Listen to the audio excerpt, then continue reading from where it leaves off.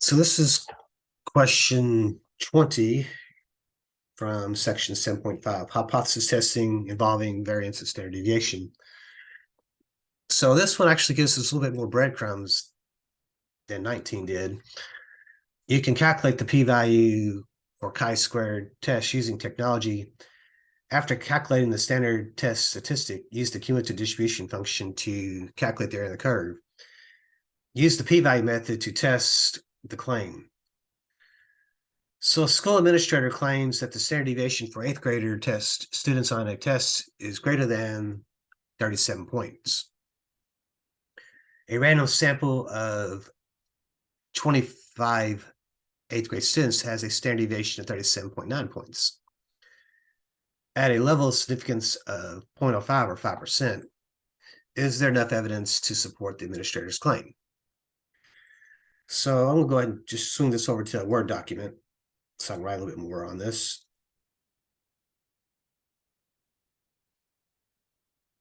So again, we still need to identify the null hypothesis and the alternative hypothesis. So again, notice how they're talking about standard deviation is greater than 37 points. Notice how that is an inequality. So what they're saying is the standard deviation is greater than 37 points. So remember, the inequality always goes with the alternative hypothesis. So the complement of that is the null hypothesis, which is the standard deviation is going to be less than or equal to 37. So our claim, again, is going to be the alternative hypothesis. So our claim is down here. So if I look at our question again, notice how we should have greater than 37 and less than equal to 37 is that. So next thing they want is I calculate this standardized test statistic, chi-squared. So if I go back to my document, so chi-squared, we need to know the degrees of freedom, which is defined by n minus 1. We need to know the sample variance, which is defined by s squared. And we need to know the population variance, which is signified by sigma squared. So the n was sample size. So they said a sample of 25. So that's going to give us this 24. The sample standard deviation was this 37.9, but we'll have to square that to get the variance. And we have to divide that by the population variance, which is going to be this 37 squared. So if we use our calculator, so if I type that in again, I'm just going to not use the alpha key this time. 25 times 37.9 squared, just so, and then just enter, and then just divide that by the 37 squared. And that gives me this 25.18. And if I round it to two decimal places, that 1 is going to keep it an 8. So I'm thinking 25.18 is our sample test statistic. So if we go back to our question, it says round to three decimal places. So let me go back to the calculator again. And it'd be 25.182 if we carry that further out. So 182. So that 1 would have to move up to a 2 because of the 7 there, 25.182.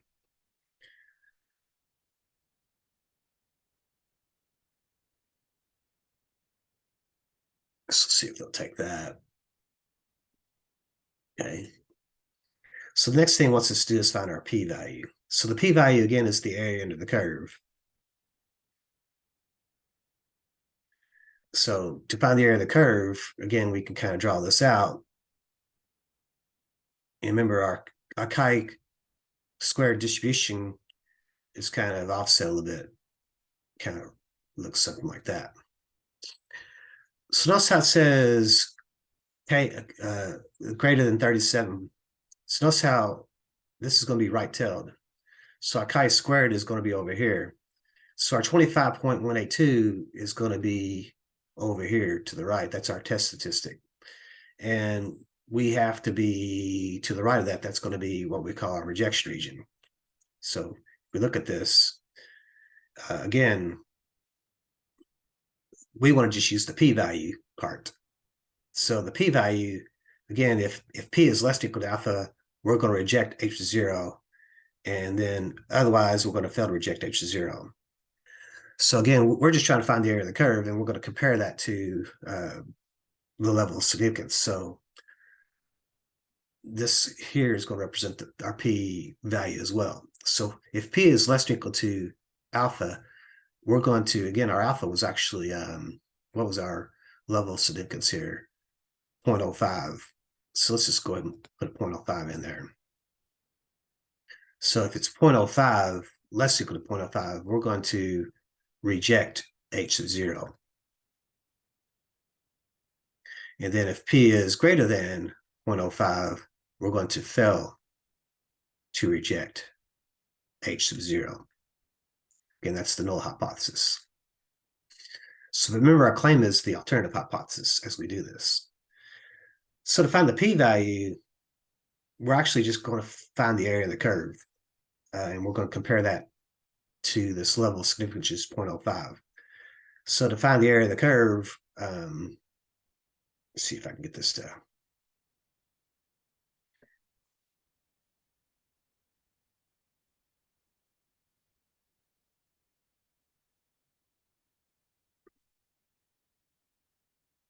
There. So again, we're going to try to find the area of the curve. So we're going to use what we call the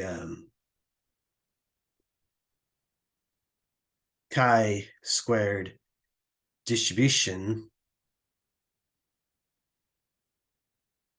And we're going to be using the CDF form of that.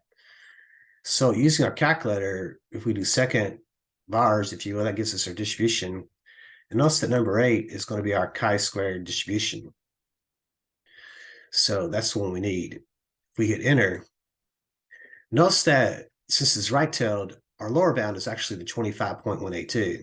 So 25.182 becomes the lower bound.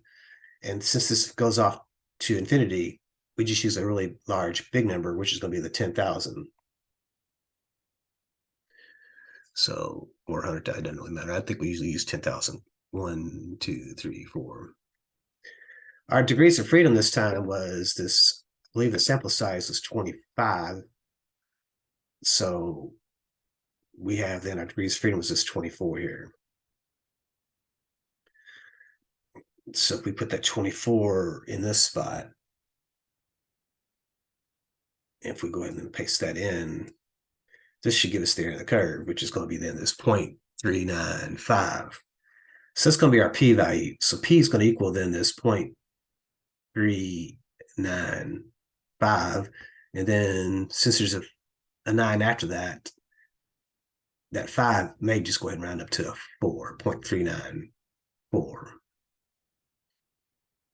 I'm sorry, 0.396. So that now make that 5 move up to a 6. So let's see where they wanted this at. Where did they want that p-value at?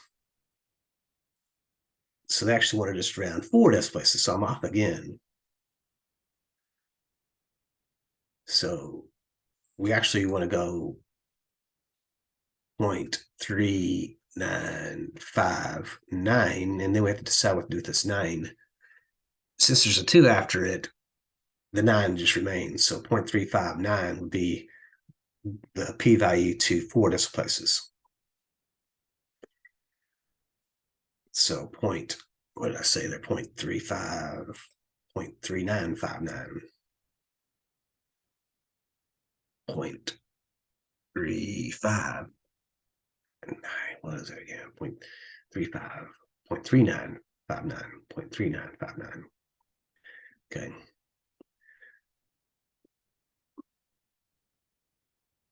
0.3959.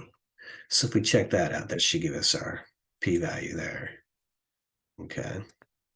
So now we have to decide what to do with this. So if we look, how does 0.3959 compared to our level of significance, which is this 0.05? So if we go 0.05 and two more zeros, so this is like 3959 compared to 500. So this is going to be greater than. So if it's greater than our level of significance, we fail to reject the null hypothesis. So we're going to fail to reject H is 0. But remember, the claim is actually the alternative hypothesis. So if we fail to reject the null hypothesis and the claim is the null hypothesis, there's not enough evidence to support the claim at a 5% level. So there's not enough evidence to support the claim. So if I look at this, we're going to be rejecting, and there's not evidence as at a 5% level of significance to support this claim. So that's what we're kind of looking for. Fail to reject, and there's not enough evidence to see if that plays out correctly. So that does work out correctly for us. So that's kind of where we are with this, is using p-values. We're going to actually use the chi distribution on your calculator to find the area of the curve, which is going to actually be considered our p-value there.